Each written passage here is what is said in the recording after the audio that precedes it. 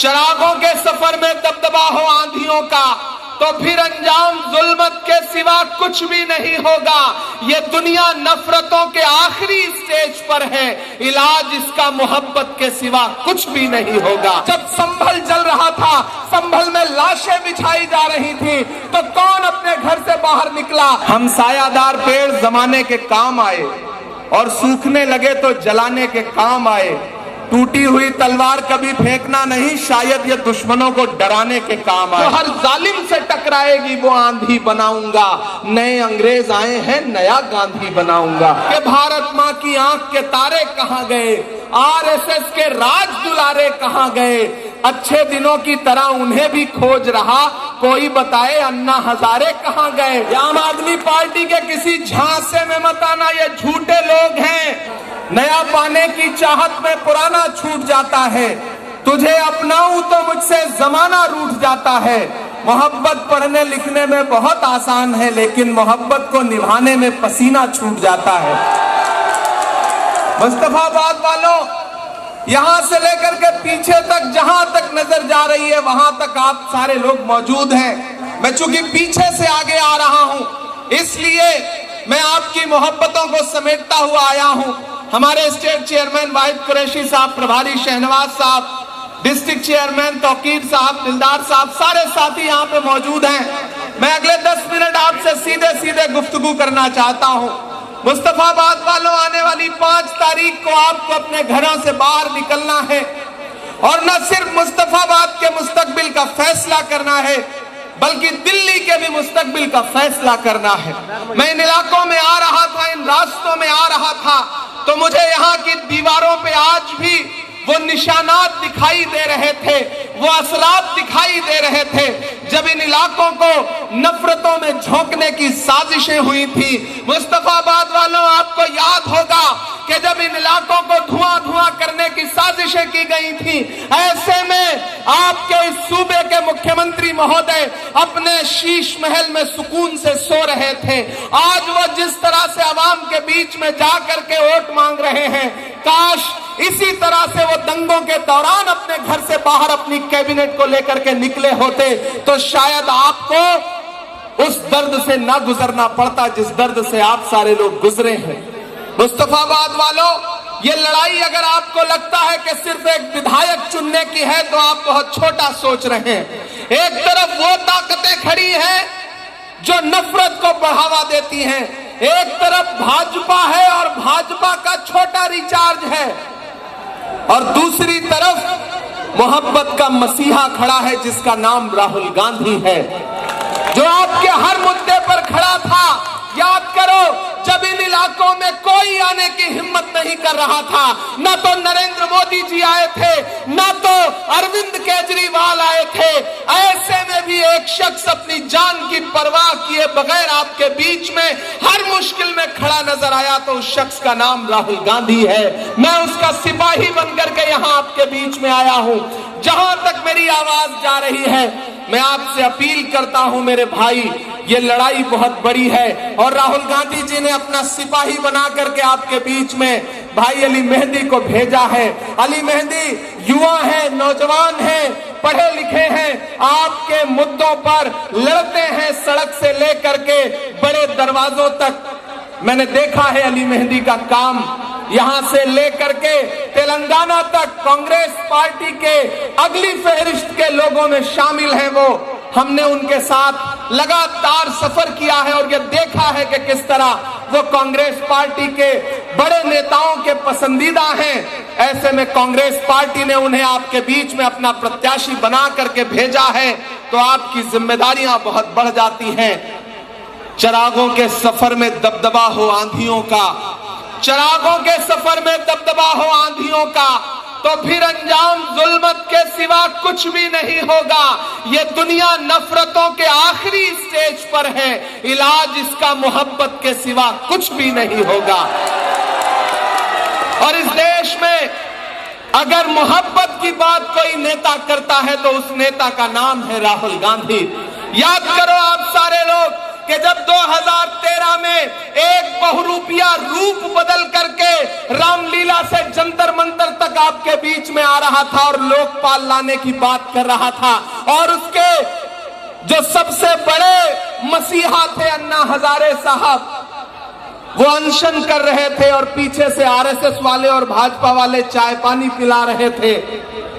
सरकार बन गई दिल्ली में, उसके बाद तो मैं पूरे देश में घूम करके पूछता रहता हूं कि भारत मां की आंख के तारे कहां गए, आरएसएस के राज दुलारे कहां गए। अच्छे दिनों की तरह उन्हें भी खोज रहा, कोई बताए अन्ना हजारे कहां गए। गायब हो गए वो। और फिर आपके सर पे कौन मुसल्लत हुआ? केजरीवाल साहब मुसल्लत हुए। पिछले 10 साल से जिस तरह से आपको धोखा दिया गया, केजरीवाल जी की खांसी सही हो गई, पूरी दिल्ली खांसने लगी, ये हालत कर दिया। एक तरफ भाजपा ने पूरे देश में नफरत की जहरीली हवा चलाई, तो आम आदमी पार्टी ने दिल्ली को इतना गैस का चैम्बर बना दिया कि हर दिन यहां पर सांस लेना तक दूभर होता रहा। मैं आपसे कहना चाहता हूं कि ये जो इलेक्शन है वो बहुत जरूरी इलेक्शन है।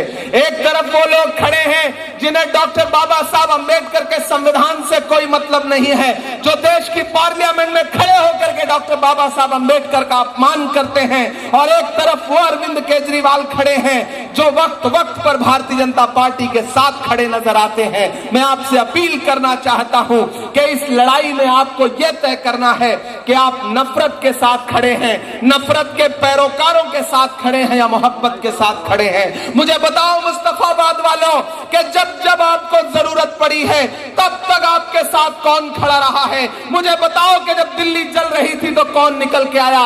राहुल गांधी निकल करके आए। मुझे बताओ जब संभल जल रहा था, संभल में लाशें बिछाई जा रही थी, तो कौन अपने घर से बाहर निकला?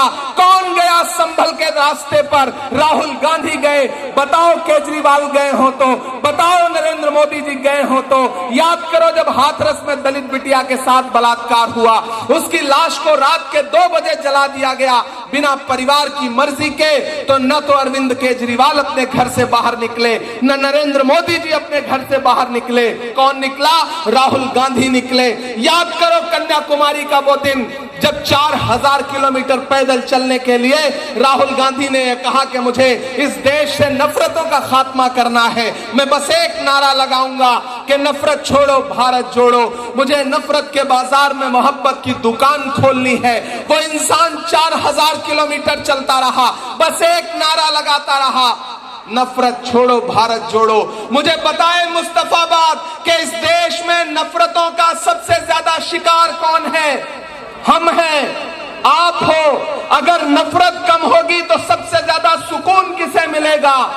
हमको मिलेगा, आपको मिलेगा। मुझसे मीडिया के साथियों ने उस दौरान कहा था कि इमरान साहब इस बार राहुल गांधी जी 4000 किलोमीटर चल रहे हैं, बहुत लंबा टास्क लिया है, आप क्या कहेंगे?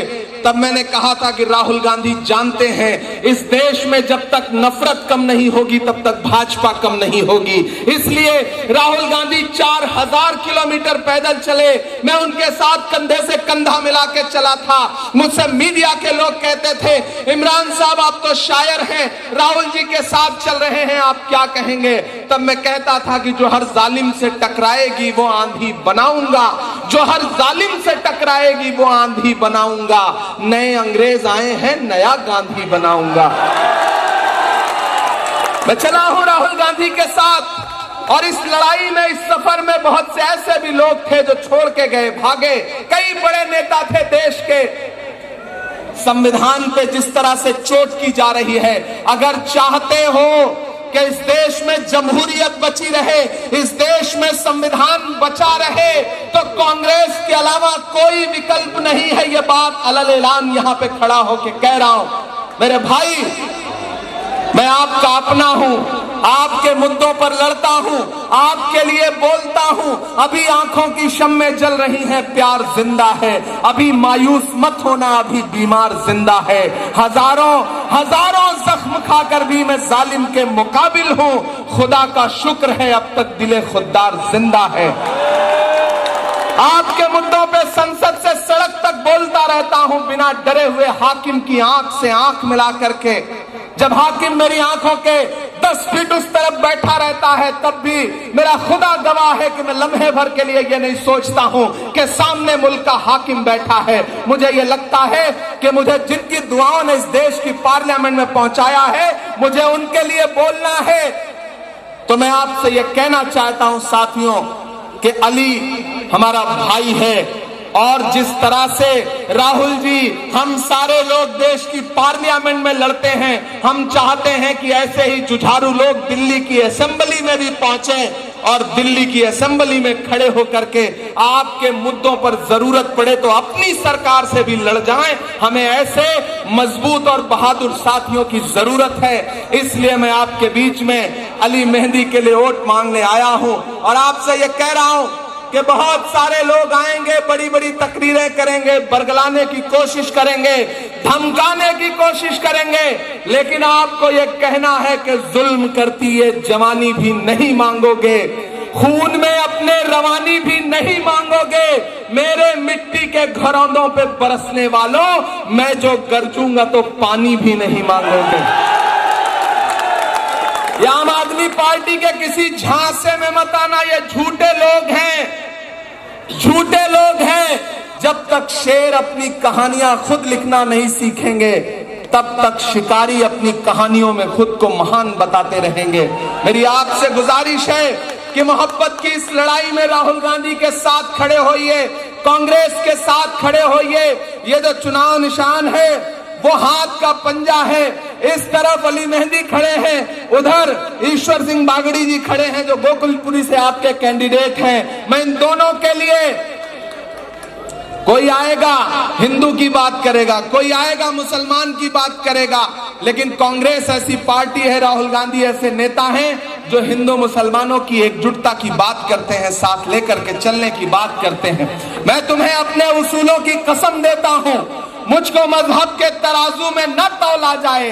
मैंने इंसान ही रहने की कसम खाई है, मुझको हिंदू या मुसलमान न समझा जाए। इस तरफ अली है, इस तरफ ईश्वर है।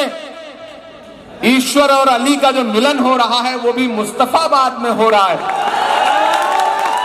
हम यही हिंदुस्तान तो चाहते हैं, हम यही दिल्ली तो चाहते हैं। यही दिल्ली है जो शीला दीक्षित जी की दिल्ली थी, किसी बहुरूपिये की दिल्ली नहीं थी। लेकिन धोखा दिया गया, झूठ बोला गया, प्रपंच रचाया गया, लोकपाल का नारा देकर के दिल्ली को बदहाल किया गया और फिर पलटी मारी गई। एक तरफ चौकीदार है, एक तरफ पलटी मार है, दोनों से बचाना है। एक तरफ नरेंद्र मोदी जी हैं और एक तरफ उनका छोटा रिचार्ज है। मैं नाम नहीं लूंगा, नहीं आप जान जाएंगे कि मैं अरविंद केजरीवाल की बात कर रहा हूं। तो इसलिए साथियों, आप सबसे गुजारिश है कि 5 तारीख को घरों से बाहर निकलिए, अपना एक एक वोट लेकर के जाइए। और मैं आपसे वादा कर रहा हूं कि आज तो थोड़ा देर से पहुंचा तो आपसे कम गुफ्तगू कर सका, लेकिन आप अली मेहंदी को जिता करके असेंबली पहुंचाइए। इंशाअल्लाह आपका शुक्रिया अदा करने के लिए फिर आपके बीच में आऊंगा। और आपसे ये कह रहा हूं, हसन भाई शेर बोल लग रहा है, उसकी वीडियो बना ली आप इन्हें पहचानते हैं, जानते हैं, मानते हैं, ये आपके अपने हैं। जिंदगी में कुछ काम ऐसे होते हैं जिन्हें वालिद ख्वाब देखते हैं और पूरा उसे बेटा करता है। तो हसन साहब के कुछ ख्वाब हैं जिसे अली को पूरा करना है।